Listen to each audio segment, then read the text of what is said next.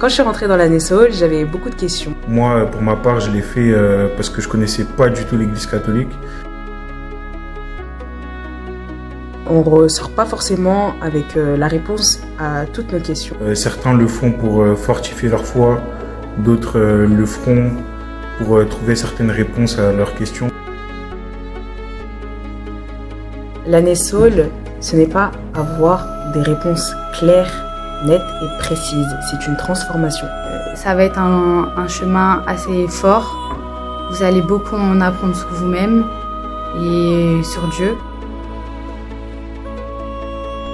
Ça change sa façon d'aborder sa vie au quotidien, d'apprendre à intégrer la parole tous les jours, d'apprendre à intégrer la prière.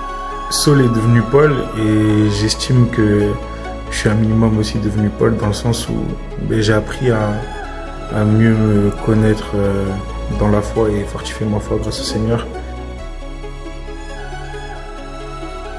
Et l'année Saul aussi contient un accompagnement spirituel pour apprendre à devenir la meilleure version de soi-même avec les autres et avec Dieu. L'année Saul m'a permis de connaître l'église en profondeur car on a pu visiter certains lieux comme des monastères où on a vu ce que c'était vraiment vivre dans la foi. Surtout, vous allez vivre des moments forts, des moments de prière intense, des moments de silence. Faire tous les temps de prière, vivre en communauté.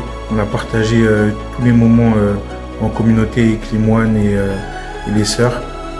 Même de ne pas parler, parfois c'est une prière.